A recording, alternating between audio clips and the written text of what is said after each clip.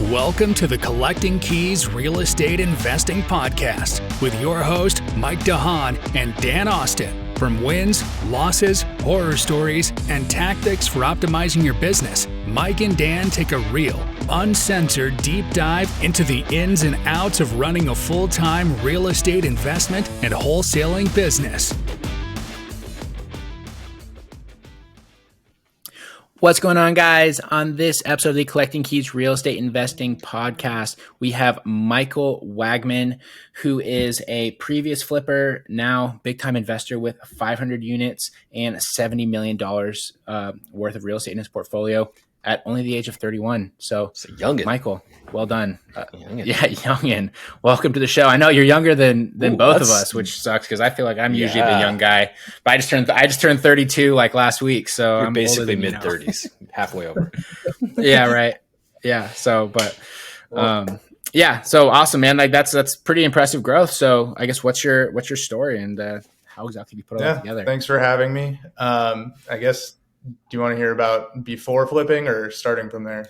I do, because I feel like it's going to be super intriguing. The whole thing, man. All right, well, yeah, I mean, you show up with gauges and tattoos. I absolutely want to hear about what it was like before you got into the business. Is that an insane clown posse in your background? All I can't see. Is that like a clown or something? That's Dimebag Daryl.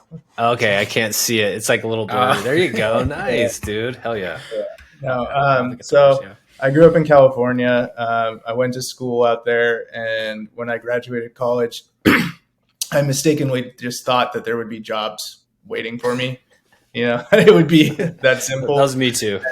Yeah, my degree was in global studies, international relations, and I was like, this will be great. You know, degree. I felt like it wasn't worth the piece of paper it was written on. But anyways, I actually went back to LA and I was looking for jobs for probably 6 or 8 months and couldn't find anything and just decided to jump ship. And I moved out of the country and I lived in Israel for 3 years. And when I was over there, because it's like high tech capital of the world, there's more startups per capita than anywhere else. If you can speak English and you can sell over the telephone, you're basically infinitely employable. So I pretty quickly found myself working in high tech sales, for like SaaS companies and making really good money for a 22-year-old. I did that for about 3 years. And there's kind of this cycle there where, you know, a lot of startups come and go. And what a lot of people do is you work at one for a year, maybe the product doesn't work so well anymore, and you jump to another one, you increase your salary little by little. And I did that for about 3 years and had a little pile of money saved up. And, I had a decision. I could either jump to another company and do this all over again, or I could move back to the US and try and do something with the money I saved up. And while I was in Israel, my mom had moved to Florida, like a lot of older people do. And in Florida, you can buy a house for less than $100,000. In California, you know, can't even buy a room for that much. So basically, I ended up moving to Florida and I bought my first house. I was watching too much HGTV at the time, and I thought I could flip better than these guys. And, I made a lot of mistakes. Right on. So what age were you at about 25. This time? What? That's 3 years after 25. Okay. So you bought your first house, and that was a primary residence. Like, did you just buy it? No. This was a 2-bedroom, one bathroom house in Daytona Beach, Florida. It cost $66,000. I paid all cash for it, all of my own cash. I had never heard of other people's money at this point. Right. And I just knew I wanted to flip a house. So that's exactly what I did. So did you actually move to Daytona Beach? A little bit south of there, but yeah. Okay. Yeah. Great little town. Okay. It's a good party city. all I know is Florida's been super mixed every time I've been there. It's either like retirees or it's like real questionable people or it's party town. Yeah, no, that's exactly what driving on the roads in Florida is like. They're either going in a 60 or they're going 90 in their tailgate. So. Yeah, that's great. Yeah. So, okay. So how'd you find that first deal? So it was on market, because I had never heard of wholesalers. I had never heard of Bigger Pockets. I literally was just watching HGTV. I was 25 and I thought, well, I might as well get my real estate license since I don't, know anything about real estate. That's how it'll work. And I just became a realtor and found the house and bought it. Okay. So how'd you know it was a good deal? I didn't at all. I love it. You're like, I think I'll sell that one for more. It was everything Yeah, right. about my early success was just sheer stubborn ignorance and willful, desire to succeed. I bought the house. I knew it was run down. I knew it was a piece of crap. I knew kind of how comps worked, but I'm sure that my estimation of what the ARV would be was totally off. And all said and done, I put about 20 grand into the renovations. I was into it for about 90. I think I sold it for 117 and I walked away with 13 grand profit in 6 months worth of work. And I did all the work with myself and one handyman too. Oh, Yeah. $2,000 a month. I mean, that's not the worst though. So my very first property I flipped, it was kind of a similar situation, but I had a money partner and I spent 5 months and I made 4.5 grand. Yeah. But the thing is though, at least you made money, and this is like the number one, I guess, tip that a lot of people give that come on this show to new investors is to just jump in. That's exactly what you did, and that's exactly what I did. That's what Dan did with his first investment. Dan's first investment property before I even got into real estate was this like college property that he bought, and he actually let me live there because I just moved back to this area while he like DIY'd adding a basement with all these bedrooms and stuff to this thing. Can you believe that? Kind of had an idea what you were YouTube doing. University, everybody says YouTube, but you're right. It's like just jump in and do it. And that's how you all get started. And that's how the most successful people get started, because what happens is a lot of folks might say, and I've ran into these people, they're like, oh, I only made 13 grand. I just gave up. That wasn't worth my time. It's like, well, you just said you got a college degree that wasn't worth the paper that's on it. You got paid 13 grand to get a college degree in flipping houses. Yeah. Yeah. Or what's even worse than that guy who makes 13 grand and says it's not worth his time is the guy, we see this a lot with new investors, especially last year. They're like, oh, I don't want to buy anything if I'm not going to make at least 35,000, or I'm not going to, make like a 25% ROI. It's like, how you haven't even done anything yet. You have no right to be making such bold claims. The second house I did, like I was motivated after the first one. So I did exactly the same thing again. It took another 6 months and I made 30 grand on the second one. So that's 43 grand in a year. It's kind of, you could work a regular job or you could do that, but getting paid every 6 months wasn't working for me. Right. So that's when I had to start learning about other people's money and listening to Bigger Pockets and sort of getting an actual education on it. Mm-hmm. Yeah, perfect. So you started, that gave you the little bit of the bug, a little bit. You decided you're going to start learning. So I guess what were the action steps that you took? Because obviously at this point, we're still really, really far away from your current status of 500 units and $70 million portfolio. Right. Well, so, the action steps at that point was listening religiously to the podcast. Everywhere I drove all day long, listening to all the old episodes, really taking it upon myself to get an education and just, I stuck with it. I ended up moving all across Central Florida. So I was in Tampa Bay and I was in Orlando.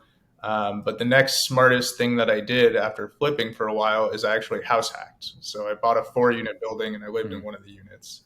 And that was probably the greatest decision I ever made to steer me down this path.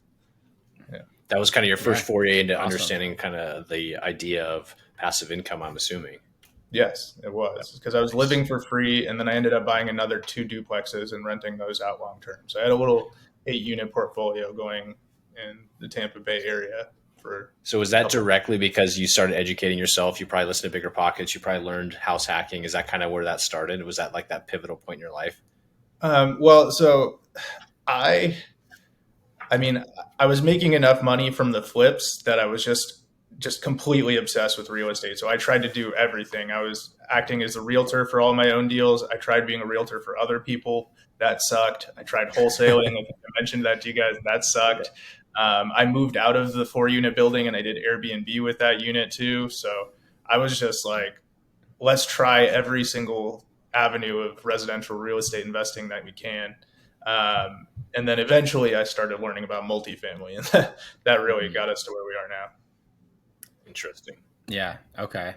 So you went through the whole process of, you said wholesaling, so all of it sucked. Like, what part did you not like? Was it the sales process? Was it just dealing with like the weird people? Was it like how expensive it was? Like a lot of people don't like the shady nature of wholesaling where you're like, assigning these deals for profit and it's not always necessarily clear to the sellers. Like, what was your Well, biggest I issue? should clarify, I never had any success at wholesaling. I definitely tried to do it for like a couple months, and definitely an element of, the weird people was a big deterrent for me. And I don't know. I think I just had a bigger vision than going into some real redneck backyards in Tampa Bay. I don't know. I thought it was more glamorous at the time, and it deterred me. No way, man. It is like gotta be in the trenches. Yeah, it is like the frontline trenches of real estate investment, man. The stuff that we've put up with on like a regular basis is outrageous. I mean, even like with people that are somewhat put together, like we're currently dealing with this the situation right now where we had like a off-market deal that we bought, and now it was like a seller finance deal, and now we're having to go head to head with like all these like legal things with the seller, because they don't want us to, the holder of the note, they don't want us to sell the property. And so it's turned into like a whole freaking nightmare, right? Or like we wholesaled the deal last week where our buyer, this was on them, this was their fault. They did not swap the locks the day the deal closed, and they showed up on Monday to start working, and the seller's son had moved in. Sellers do that in off market. They show back up. Yeah. It's honestly the truth. You got to board that shit up. Well, and I don't know what state that was in, move back in. Squatter laws can be really rough depending where you are. Yep. Yeah. We're in Washington, dude. It's about as rough as it gets. Besides California, maybe. Yeah. Wow. Yeah. So, cool. So you kind of did your licks, and then by the time you got into multifamily, I guess, what did your portfolio look like at that point? Were you financially free? Because like multifamily is tough. It takes a long time to start getting a paycheck. So what I did is I moved to Arizona in 2020. Obviously, pandemic happened. It was a crazy year for a lot of people. I had already kind of started educating myself, getting the bug about multifamily by that point, but everyone was freaking out about their jobs, and I was just sitting back collecting checks for my rentals. I was like, okay, this is the answer. I need to dedicate some time, figure out how I'm going to do this. And then the market started appreciating like crazy. And I kind of wish I hang on to my properties a little bit longer, but I ended up selling all 8 units and walking away with a decent amount of cash. And I used that as my seed money to get to where I am now. Nice. So when you say seed money, was that you were actually putting things under contract, or just to start the actual business of multifamily? Earnest money, because gotcha. You got to have earnest. That's right. You got to have earnest money. And I did a mentorship. I paid for it. I'm grateful for that because I met my business partner through it. And, here we are now 2 years later. But I think all said and done, from the time I started learning about multifamily to actually closing on the first deal was probably 15 months later. So it was that's a long lead time. Yeah. It was May of 21. It's a long time, but I mean, it seems about on point. May of 21. Yeah. Okay. So exactly a year and a half. Do you want to share the mentorship? Yeah. Sure. Okay. Do you want to share the mentorship that you? Yeah, it was RE Mentor. They're kind of the biggest, the oldest. They've been around the longest. All the Rod Cleefs of the world are all like Dave Windall disciples. So. Mm-hmm. And nice. I can say good things and bad things about it, but at the end of the day, I'm the kind of person where if I pay tens of thousands of dollars for a mentorship, I was never going to let myself fail. There are tons of people who do mentorships who, pay the money and they never even get out of the LOI phase. And that was just never going to be me. So I made it work. Take some tenacity too. And that's every group too. I mean, even looking at like GoAbundance, right? There's so many people that come in there and they, pay their 10 grand for the year, and they don't actually network with people. They don't go to any of the micro tribes. They don't do anything with their pod. They don't go to any events. And then lo and behold, they're surprised when they don't get anything out of it. They get mad about, they get mad the program wasn't good enough. It's like, there are definitely some fly-by-night programs that aren't worth your money, but there's quite a few out there that if you put your time and effort into it, you will get what you will get out of what you put into it. Exactly. Yeah. And it's important you find ones that are doing stuff you want to do as well. So like you want to do multifamily, so you found a group for that. People that want to like find off-market real estate or like sort of real estate business. That's what Dan and I's Instant Investor program is about, right? It's about setting up the marketing systems, doing all that sort of stuff. But if someone came to Dan and me and was like, hey, I want to learn how to be a mobile home park investor, we're like, cool. We're not those guys that are going to teach you that. Nope, we're not. Not even going to pretend to. Yeah, exactly. I want to go back real quick to this first awesome. deal that took you 15 months. What did you do So you obviously joined a mentorship program. What did you do for 15 months until you got that first deal under contract? Well, it was a process. So the interesting thing about my mentorship is that when you're in it, they're telling you you can do everything. You can, go talk to the brokers, underwrite all the deals, source all the capital, do all the asset management, arrange all the finance. Like you can do it all 100% by yourself. And the truth is that almost no multifamily deals work like that. In fact, if you're completely green, you cannot just get into a multifamily deal unless you're paying cash. Because in order to get the loan in the first place, you have to meet liquidity, net worth, and experience requirements. So it's really a team sport. And I had a couple things going for me. One is that I had the earnest money to be able to put down, and I had some capital connections, and I had some sponsor connections.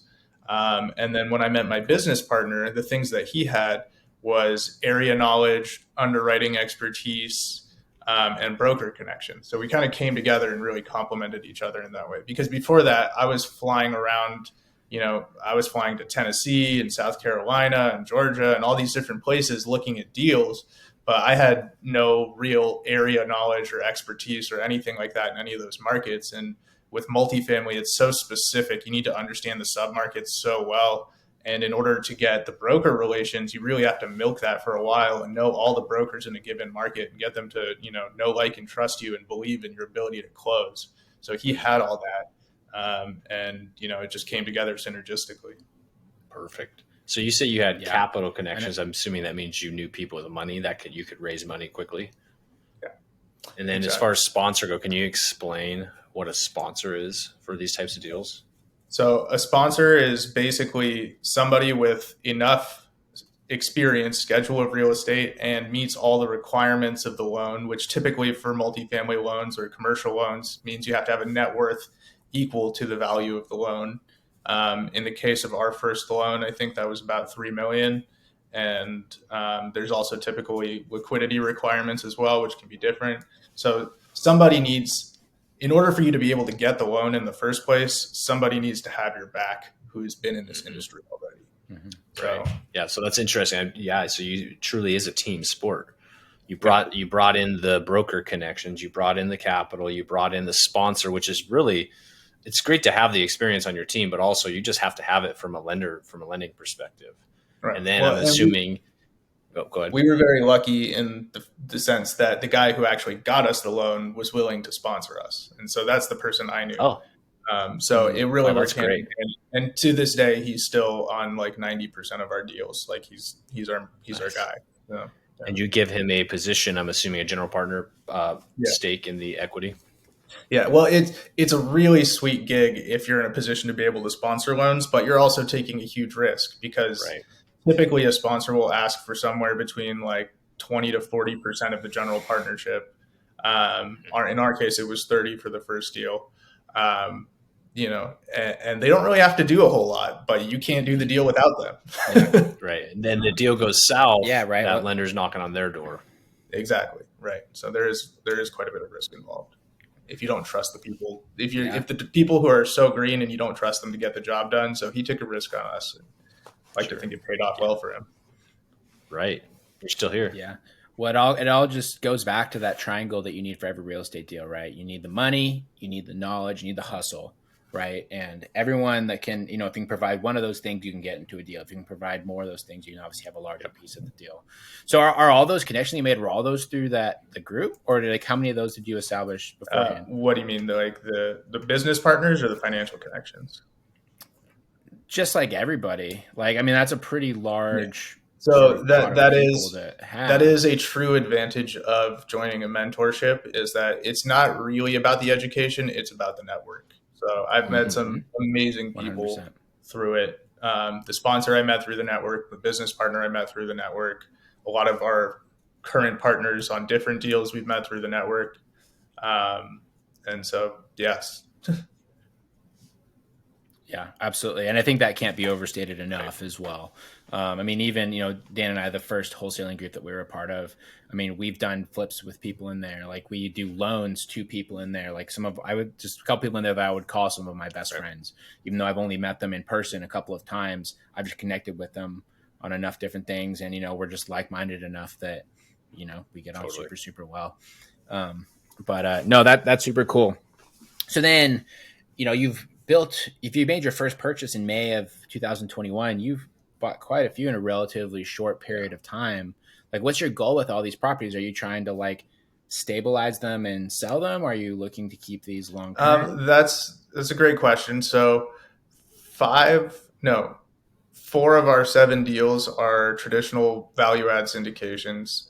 Those always have pretty much a 5-year exit strategy, but anything can change depending on the markets. If we get really good interest rates again in 2 years, maybe we'll do a refi out in 3 years and give all the investors their money back. You can kind of change it, but typically we build it on a 5-year exit model. But then we also have 2 development deals, like ground up development, and 1 commercial redevelopment that we're doing right now too. And so those are all built on longer timescales.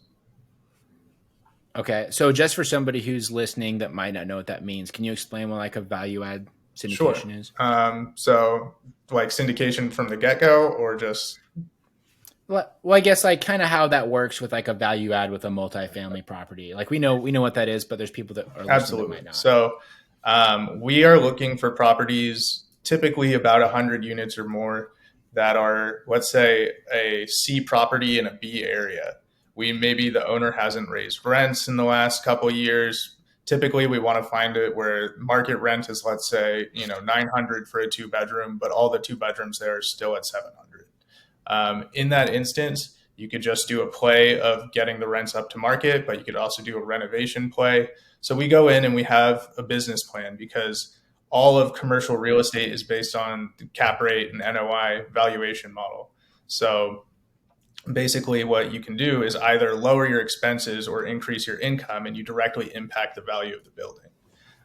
So basically we go in, we have a 5-year business plan. We say, we need $5 million to purchase this property. We need another $2 million for the renovations. So we're going to go out and raise $7 million over the course of 5 years. We're going to get 50% of the units renovated, get them up to this rent. We're going to do all these improvements to the exterior.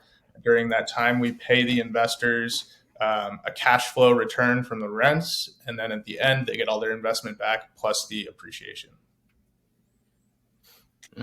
Perfect. It sounds pretty simple. I know, it sounds real simple. Yeah. And that is something that you hear a lot of, I would say, investors of larger assets say, is that, it's really, if anything, is actually easier than doing residential real estate, just because the players are so much more sophisticated and the process is, I guess, a lot less emotional. Well, I can tell you about the deal that made me start changing my mind in the first place about residential. It was the last flip I ever did.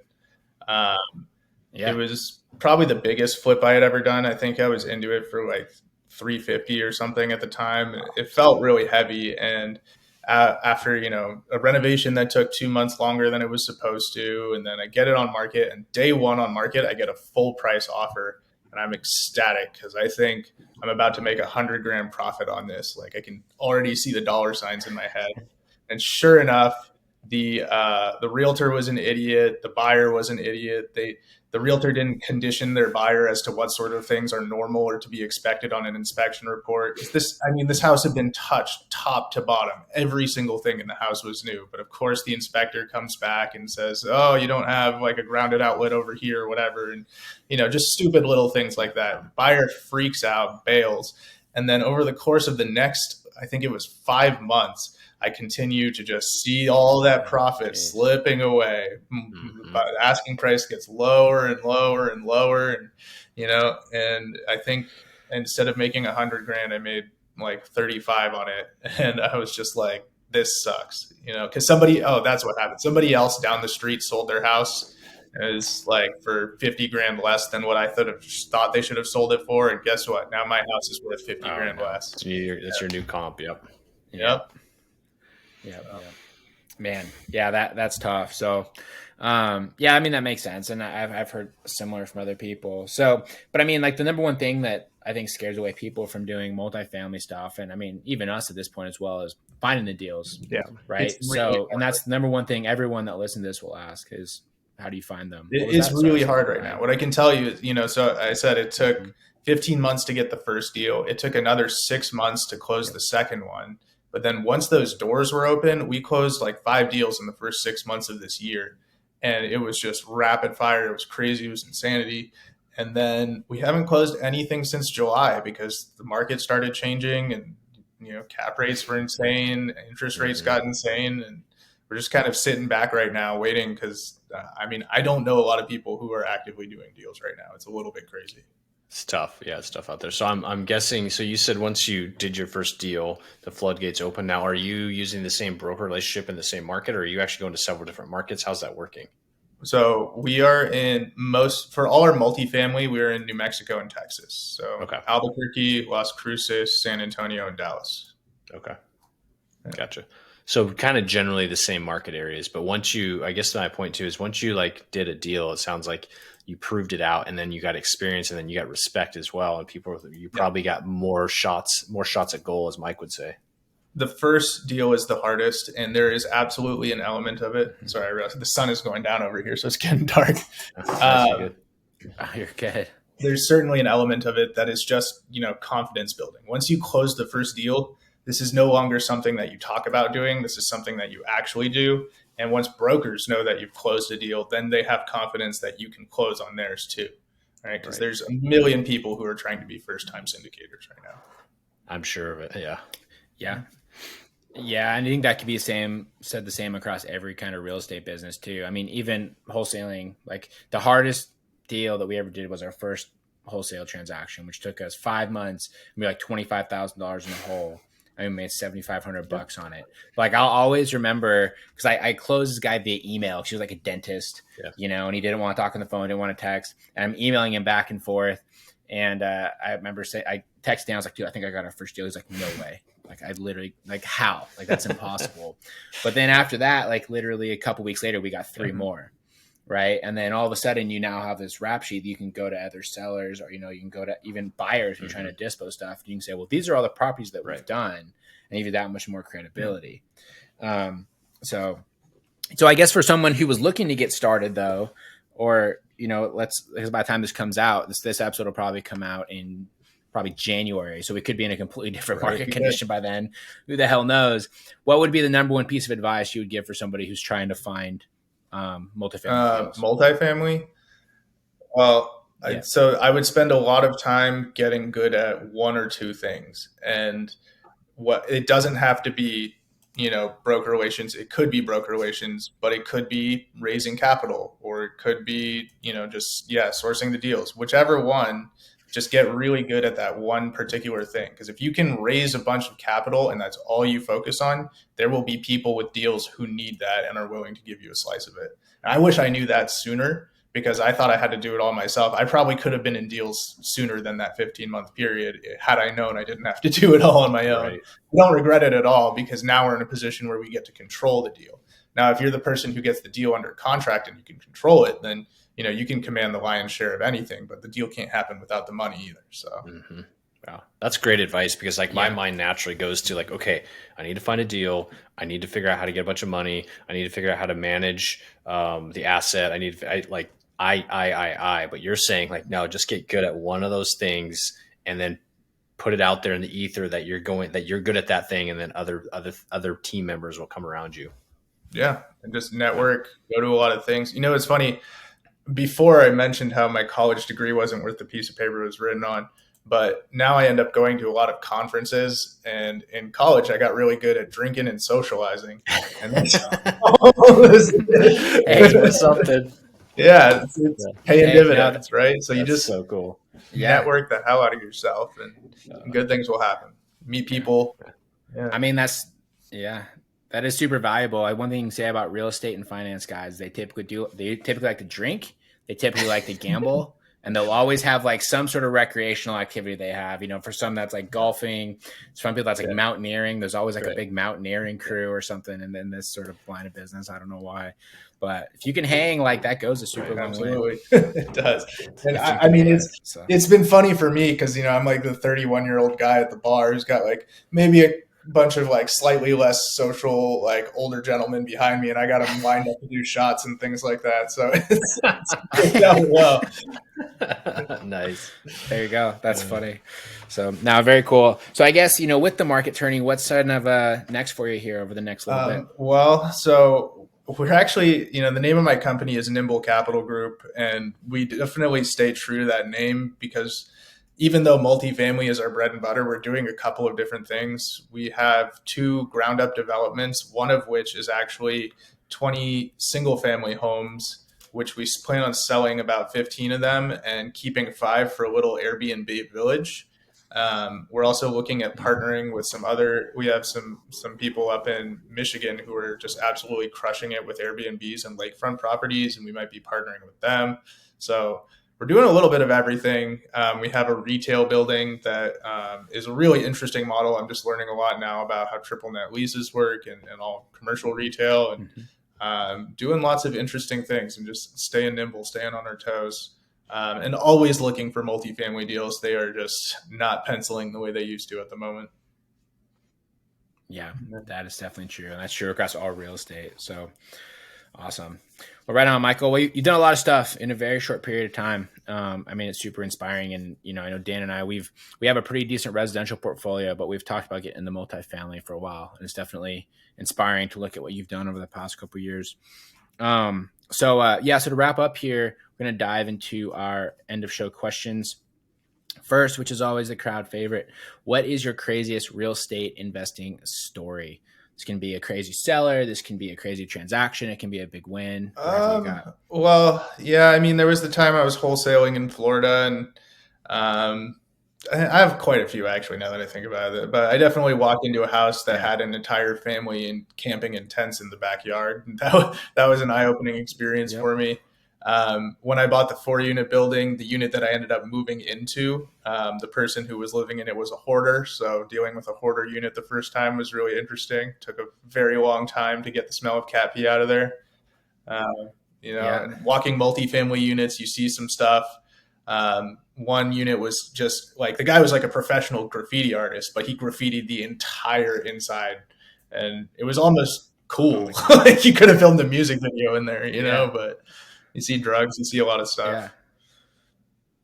Yeah. So that hoarder house you bought, they leave anything? No, nothing.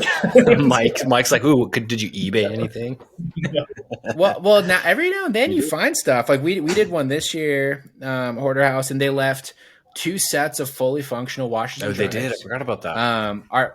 Our guys went and scalped a bunch of, there was like snow blowers, power tools, a baseball bat like with our sales guy's name burned into it. Yeah, it was wild. Like, literally. Yeah, there's all sorts of stuff. Our guys, they like text us. They're like, "Can we just like take this stuff?" We're like, "Yeah, go for it. I don't want it. We're just gonna throw it away." Saves me time and money. They're like, selling on Facebook Marketplace. We have a friend down in Texas who he found a suitcase full of like sex toys made out of Home Depot. You want to reuse those? I don't know. No, you don't. They were pretty gross. I saw the picture. So. Yeah. So I'll text it to you afterwards. If anyone wants to see the picture, you can DM me on Instagram and I'll send it to you. But yeah, okay. So you did the ringer. You went through all good stuff. Cool. So next question: what is one tip you would give to somebody who is looking to get started in real estate investing or who wants to take the real estate investing to the next level? The biggest tip is just never give up, because there's so many ups and downs with real estate. But if you just don't stop doing it, even when it seems, really hard, I promise you in 3 years, you'll look back and be really grateful that you didn't stop. Yeah, I love that advice. Mike and I are always telling that to people. Like when you look back, you just are, it's unbelievable. As long as you're consistent, you showed up every day, how far you can come, how far you can go. It's just crazy. Mm-hmm. Yeah, we're also on that to ourselves. Like literally, we have to. This interview, we were on a call and we have a couple dogs that we're trying to figure out that we have like 250,000 ish tied up into, and realistically, we're going to be stuck holding on to these properties right now because we can't sell them, and it sucks because we're expecting to get that money back plus profit, but at the same time, we're like, the long term game. just refinance, rent them out, even just making a little bit of money. Hopefully sometime in the future, we'll be able to get a windfall from it. But at least it is protected in quality assets. That's why we bought them. And, there is going to be some sort of shelter there, at least versus inflation. Absolutely. Yeah. And it's better than a $250,000 loss.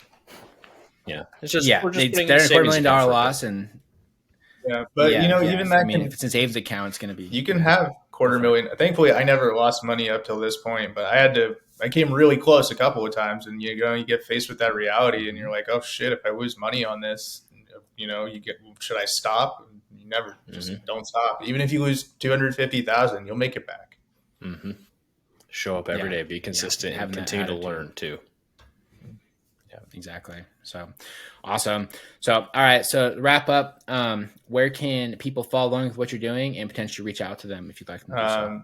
So I'm actually just now back on social media for the first time in like 5 years. I don't like social media, but for business purposes and marketing purposes, it is a necessary evil. So you can find me on there. Instagram is Nimble Capital Group. Our website, nimblecapitalgroup.com. I just made a TikTok. It's Michael_NCG. Oh man, did we lose it right at the very end? Yeah. There he is. He's back. Oh, you're back. Sorry. Say your socials again. You froze right at the very end there. So Instagram is nimble_capital_group.